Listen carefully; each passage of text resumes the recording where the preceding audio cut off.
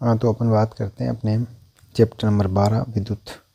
विद्युत के बारे में अपन ने देखा है कि हमारे चारों ओर जब भी जैसे स्कूलों में, अस्पतालों में, घरों में जो भी अपन उपकरण काम में लेते हैं वो सब बिजली से चलते हैं।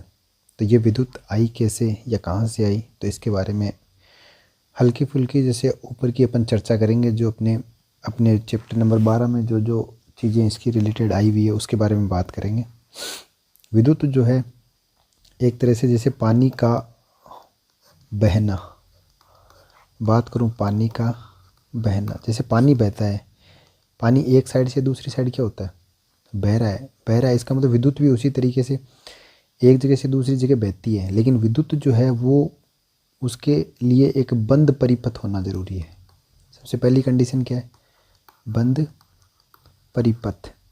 जैसे पानी बहता है वैसे विद्युत बहती है, लेकिन विद्युत के लिए क्या ज़रूरी है, बंद परिपथ जरूरी है।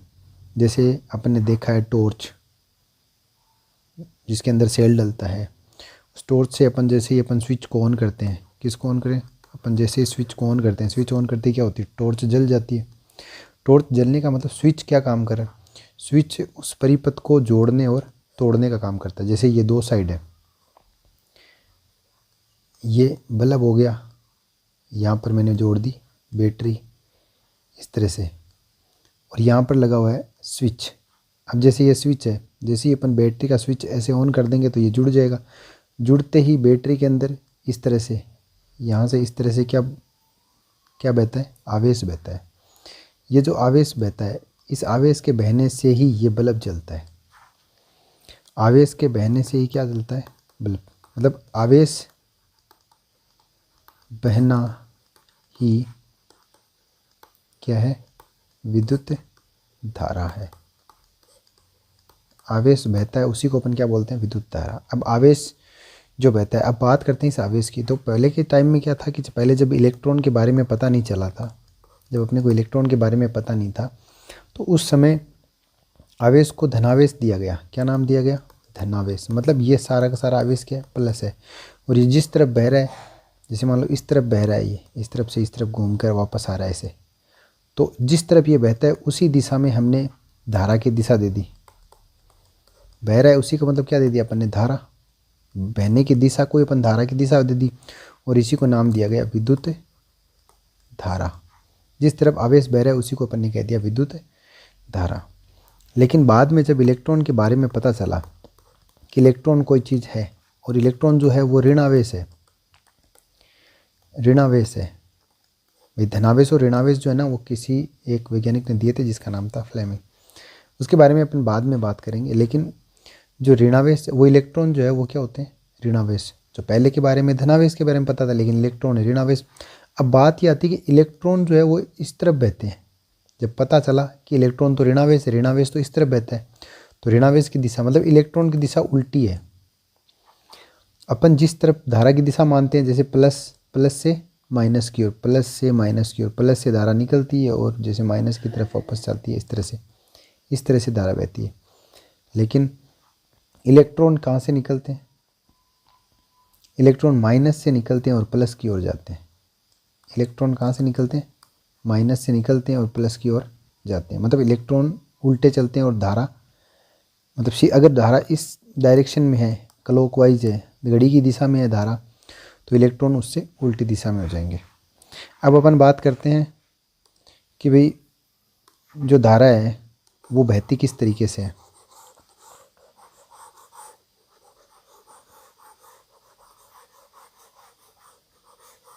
इसको हटा देते हैं। धारा के लिए मैंने क्या कहा, बंद परिपथ होना जरूरी है। जैसे आपने ये चीज़ देखी है, जैसे घरों में जो छोटा जो बल्ब लगा होता है वो किस तरीके से लगा होता है, वो इस तरीके से लगा होता है। ये बल्ब है, इसके बाद में इसका एक स्विच लगा देते हैं, और इसके बाद में इसके साथ में एक बैटरी जोड़ देते हैं। ये स्विच है, ये यहाँ पर ये जो है ये स्विच है, जिसको मैं कुंजी नाम दे दूँ। ये मेरी कोई बैटरी है, ये पॉजिटिव है, ये नेगेटिव, और ये मेरा बल्ब है। अब जो धारा जो है, धारा धनावेश है, धनावेश का मतलब इस तरफ से निकलेगा, धन की तरफ से निकलेगा और इस तरफ चलेगा, तो धारा की दिशा ये हो गई। समझ गए। अब मैंने कहा इलेक्ट्रॉन जो होते हैं वो धारा की दिशा से उल्टे चलते हैं, तो इलेक्ट्रॉन इधर से चलेगा।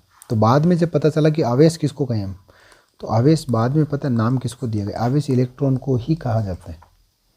इलेक्ट्रॉन ही आवेश है, क्योंकि इसमें चलता क्या है, इलेक्ट्रॉन ही चलता है। इलेक्ट्रॉन चलता है किस तरफ, इस तरफ चलता है, इस तरफ, इस तरफ। मतलब धारा की दिशा तो वही रख ली, इलेक्ट्रॉन की दिशा उल्टी है। इसका मतलब हमने बाद में ये कह दिया कि इलेक्ट्रॉन हमेशा धारा की दिशा के विपरीत दिशा में होता है, या धारा की दिशा इलेक्ट्रॉन की दिशा के विपरीत होती है। और आवेश होता क्या, इलेक्ट्रॉन ही होता है। अब मैंने कहा विद्युत धारा किसे कहें, मतलब धारा किसे कहें। धारा एक तरह से ये बहाव ज़्यादा भी हो सकता है, ज़्यादा भी हो सकता है और कम भी हो सकता है। तो ज़्यादा कब होगा और कम कब होगा, इसके बारे में बात करें, या इसके बारे में बाद में जब बात करी गई तो ये पता चला कि धारा जो है वो जो ये आवेश है, अगर ये समय के साथ में ज़्यादा होगा तो इसका मतलब धारा ज़्यादा है, और ये समय के साथ में अगर कम होगा तो इसका मतलब वो धारा क्या है, कम है। भाई जैसे मान लो बहुत ज़्यादा आवेश बह रहा है, इसका मतलब धारा क्या है, ज़्यादा है, और बहुत कम आवेश बह रहा है, इसका मतलब धारा क्या है, कम है। तो मतलब विद्युत धारा को नाम दिया गया विद्युत धारा। ये क्या हो गई, आवेश के प्रवाह की दर। क्या हो गई ये, आवेश के प्रवाह की दर। मतलब समय के साथ अगर ये ज़्यादा बहती है, जैसे मान लो 1 सेकंड में बहुत ज़्यादा आवेश बह रहा है, इसका मतलब विद्युत धारा ज़्यादा है, और 1 सेकंड में बहुत कम आवेश बह रहा है, इसका मतलब विद्युत धारा कम है। तो विद्युत धारा को देते हैं अपन आई से, आई बराबर हो जाएगा आवेश प्रवाह की दर, मतलब पर सेकंड में बहने वाला जो आवेश है उसकी मात्रा। 1 सेकंड में अगर जितना ज़्यादा आवेश होगा उतनी ज़्यादा धारा होगी, 1 सेकंड में जितना कम आवेश होगा उतनी कम धारा होगी। तो इसका मतलब आवेश को Q से डिनोट करते हैं और समय को T से। I बराबर Q/T, इसको बोलते हैं आवेश प्रवाह की दर। I विद्युत धारा, इसको नापते किस में, एम्पियर में। इसको नापते किस में, इसको नापते हैं एम्पियर में, जबकि आवेश को नापते किस में,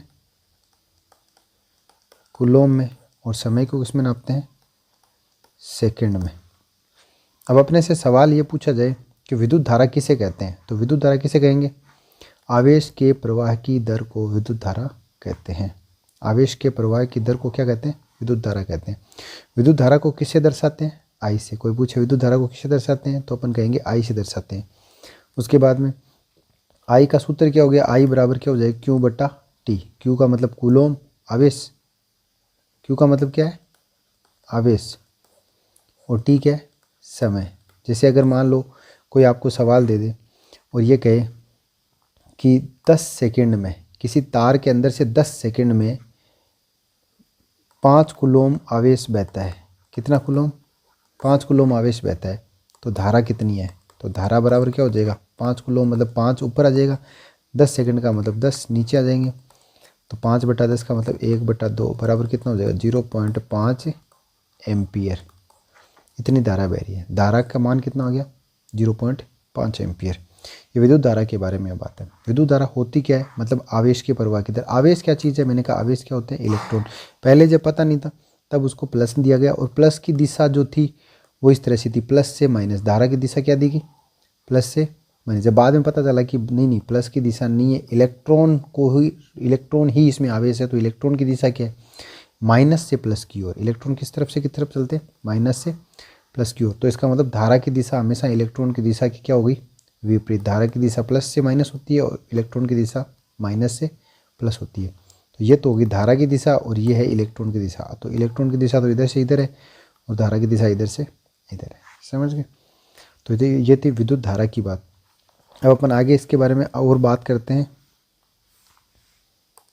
कोई सवाल ये पूछ लिए कि विद्युत धारा जो है वो कैसे बहती है, तो विद्युत धारा के लिए सबसे जरूरी चीज़ जो है वो है बंद परिपथ। क्या चाहिए, बंद परिपथ।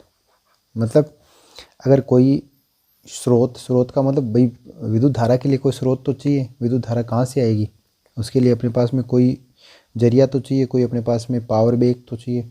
कहाँ से जनरेट का, जैसे सेल से अपन विद्युत धारा देते हैं तो सेल के अंदर ऊर्जा है, तो ऊर्जा से तो ये देंगे।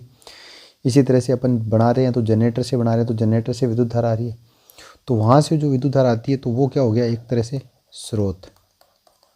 स्रोत से धारा आती है तो किसी तार के जरिए से आती है। भाई विद्युत धारा किस में बहती है? तार में। तार किस तरह से होनी चाहिए? चालक। चालक का मतलब जिसके अंदर, जैसे अपन नॉर्मल अपनी लैंग्वेज में बात करें तो जिसमें करंट आए या जिसके अंदर झटका महसूस होता हो तो चालक। और चालक जिसमें इलेक्ट्रॉन होते हैं। चालक के अंदर बात करें जैसे लोहा हो गया, एल्यूमिनियम हो गया, सोना हो गया, चांदी हो गई, ये सब क्या होते हैं? चालक होते हैं। जो धातुएं होती है वो सभी चालक होती हैं। तो परिपथ जो है, परिपथ का मतलब ये पूरा का पूरा, मतलब जहाँ से धारा निकले तो वापस भी वहीं आनी चाहिए, ये होता है बंद परिपथ। जैसे यहाँ से निकली तो वापस भी यहीं पहुँचनी चाहिए, यहाँ वापस पहुँचेगी तो ये बंद परिपथ हो जाएगा। अगर यहाँ से किसी ने भी तार को तोड़ दिया, इसका मतलब धारा का मार्ग टूट गया, और मार्ग टूट गया मतलब परिपथ टूट गया, परिपथ टूट गया मतलब धारा यहीं आके रुक गई है, अब यहाँ आगे नहीं जा पा रही। मान लो यहाँ से तार टूट गया तो आगे नहीं जा पा रही, इसका मतलब परिपथ 0.5 एम्पियर की धारा बहती है। अगर वो भी कितने मिनट तक? 10 मिनट तक। तो ये कह रहा है कि इस परिपथ में आवेश कितना था, मतलब कितना आवेश प्रवाहित हुआ है। तो इसका मतलब वही आवेश बराबर क्या हो जाएगा? वही आई बराबर क्या था? Q/T। और आवेश बराबर क्या था? T को इधर भेज देंगे तो Q बराबर IT। तो Q आवेश बराबर I कितना है? 0.5। T कितना है? टाइम 10 मिनट, और 10 मिनट को मैंने कहा था किस में चेंज करना है अपने को? सेकंड में। तो 10 × 60, 60। 1 मिनट में 60 सेकंड होते हैं, तो 10 मिनट में 10 × 60 हो जाएंगे। ये सेकंड में चेंज करना है इसको। तो ये हो जाएगा आवेश किस में आ जाएगा? कूलॉम में। किस में आएगा ये? कूलॉम में। तो ये हो जाएगा अपने पास में 300 कूलॉम। यहाँ तक क्लियर है? अगर आपके कोई सवाल आता है तो इस तरह का सवाल आएगा कि अगर किसी परिपथ में 0.5 एम्पीयर की धारा 10 मिनट तक प्रवाहित होती है तो उसमें बहने वाले आवेश की मात्रा कितनी है? तो आवेश की मात्रा Q बराबर कितनी होती है? IT। I तो का मतलब धारा और T का मतलब समय।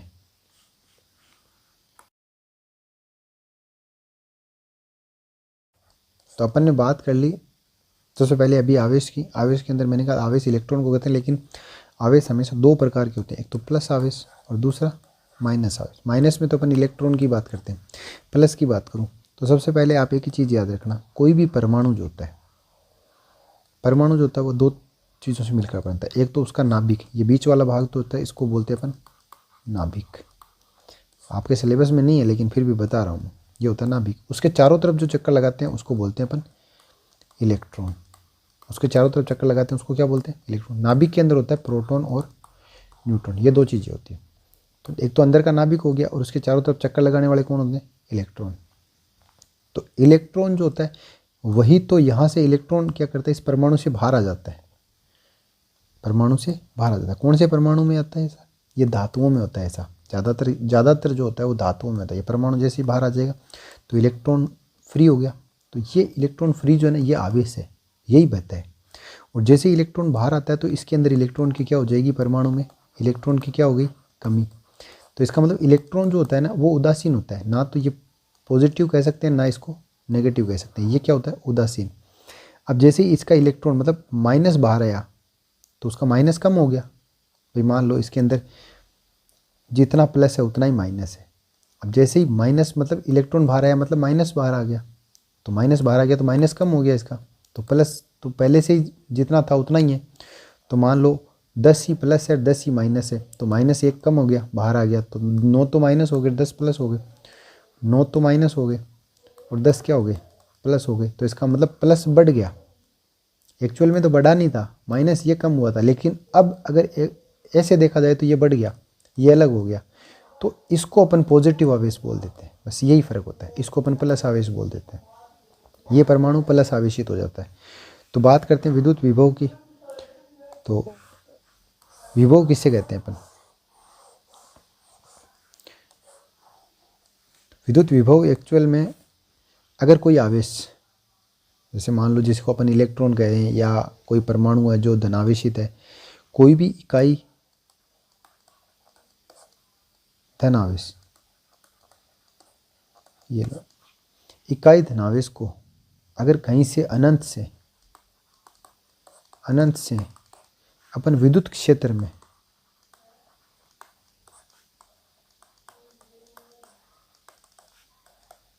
लाने में किया गया कार्य क्या कहलाता है? विद्युत विभव कहलाता है। किसका विद्युत विभव कहलाता है? उस बिंदु का जहां पर अपन लेके आए। मैंने कहा ये कोई इकाई धनावेश है और ये मेरे पास में कोई विद्युत क्षेत्र है, तो ये यहाँ पर मान लो अनंत पर है, मतलब इसका क्षेत्र नहीं हो, यहाँ पर इसका क्षेत्र खत्म हो गया, इसका क्षेत्र यहीं तक है। अब मैं इसको यहाँ से उठाकर इसके क्षेत्र के अंदर इस बिंदु तक ले आता हूँ, तो इस बिंदु तक लाने में मुझे जो कार्य करना पड़ता है यहाँ से यहाँ तक, ये मान लो इनफाइनाइट है।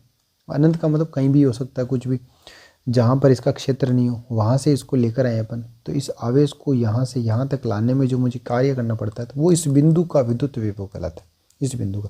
लेकिन ये क्या होना चाहिए? इकाई धनावेश, इकाई धनावेश होना चाहिए। क्या होना चाहिए? इकाई धनावेश। तो अगर मान लो ये इकाई धनावेश ना हो के मैं कहूँ ये क्यू धनावेश है, ये क्यू है, और इसको लाने में जो मुझे कार्य करना पड़ता है वो कितना है? डब्लू है। तो मुझे कार्य कितना करना पड़ा? डब्लू। तो अब मुझसे पूछा जाए कि इस बिंदु का विद्युत विभव कितना है? मैंने कहा था यहाँ से यहाँ तक लाने में मुझे डब्लू कार्य करना पड़ा, और ये जो आवेश लेकर आया था मैं वो कितना था? क्यू आवेश था, इकाई नहीं था, क्यू आवेश था। तो विद्युत विभव कितना हो जाएगा?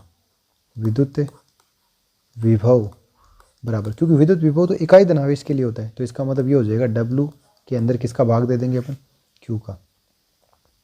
मतलब 10 आवेश को लाने में किया गया कार्य अगर 20 जूल है, तो एक आवेश को लाने में किया गया कार्य कितना हो गया? 20 में 10 का भाग दे देंगे, 2 जूल हो जाए, मतलब जूल बटा कूलम, तो ये हो जाएगा वोल्ट। जूल बटा कूलम क्या होता है? वो कार्य को हम जूल में नापते हैं, किस में नापते हैं? जूल में, और आवेश को कूलम में, तो जूल बटा कूलम क्या हो जाएगा? वोल्ट। तो विभव का मात्रक क्या होता है? वोल्ट। और विद्युत विभव किसे कहते हैं? किसी धनावेश को अनंत से विद्युत क्षेत्र के अंदर किसी बिंदु तक, विद्युत क्षेत्र में यहाँ पर लिख देता हूँ, किसी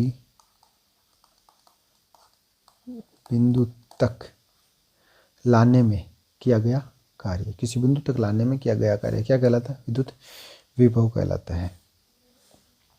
अब बात करें विद्युत विभवांतर की। अगर मान लो ये विद्युत विभव की बात की अपन ने, उसी तरह से अगर मैं बात करूं विद्युत विभवांतर की, विद्युत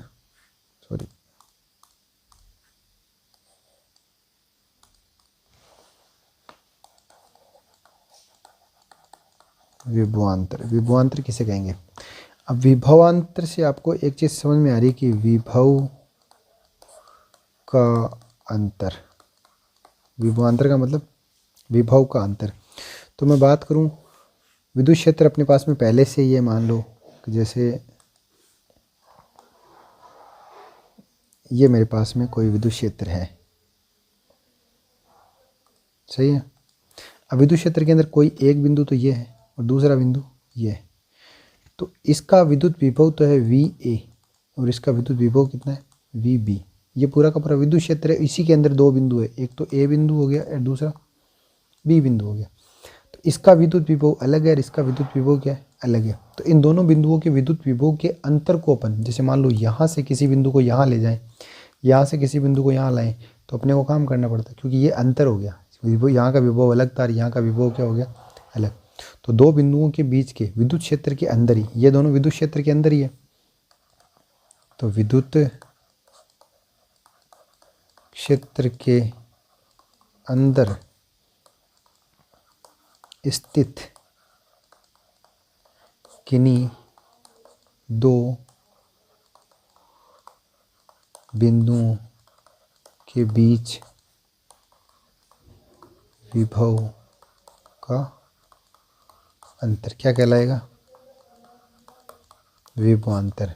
तो मुझसे पूछा जाए ए और बी के विभव का अंतर कितना हो जाएगा, तो मैं कहूँगा VAB बराबर VA माइनस VB, सही है। तो दोनों के बीच का क्या हो जाएगा? ये अंतर, तो ये हो गया विभवांतर। अब एक चीज़ बताएं, विभवांतर जो होता है ना, एक्चुअल में देखो, एक जो ये होता है, ये बैटरी वगैरह जो होती है उसमें विभवांतर ही होता है, ये विभवांतर ही होता है, क्योंकि जैसे बैटरी बनी होती है ना इस तरह से, एक टर्मिनल तो होता है इसका प्लस है, एक क्या होता है माइनस।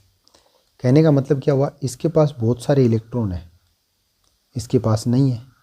इसके पास क्या है, इलेक्ट्रॉन है, बहुत सारे हैं, इसके पास नहीं है। ये जो है इलेक्ट्रॉनों से खाली है। कहने का मतलब इसके पास क्या है, प्लस ही प्लस है, मतलब इसको इलेक्ट्रॉनों की ज़रूरत है। इसको क्या इलेक्ट्रॉनों की ज़रूरत है, इसके पास बहुत सारे इलेक्ट्रॉन। एक्चुअल में हमने क्या किया, बैटरी चार्ज का मतलब यही होता है, इसको इलेक्ट्रॉन ही इलेक्ट्रॉन दे दिए, इसके पास इलेक्ट्रॉन कम कर दिए, ये बैटरी चार्ज का मतलब होता है। अब जैसे ही मैंने कोई तार लिया और इसको किसी बल्ब से जोड़कर फिर इस तार से जोड़ दिया, तो ये जो बल्ब है,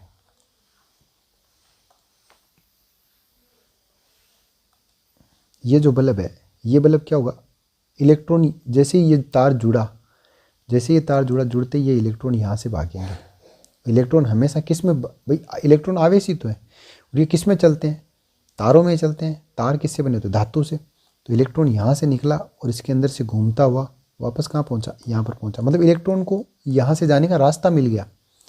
इतनी देर बैटरी जो इसको और इसको, इस दोनों टर्मिनल को हमने जोड़ा नहीं था, तो बैटरी के अंदर इलेक्ट्रॉन को यहाँ से जाने का रास्ता नहीं मिला था।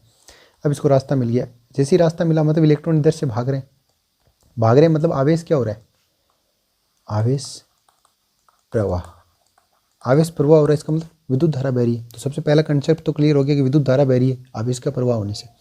दूसरा, आवेश कहाँ से कहाँ बह रहे हैं, इलेक्ट्रॉन इधर क्या है ज़्यादा और इधर क्या है कम। तो इलेक्ट्रॉन कहाँ से कहाँ बह रहे हैं, ज़्यादा से कम की ओर, क्योंकि इनको यहाँ से यहाँ ज़रूरत है।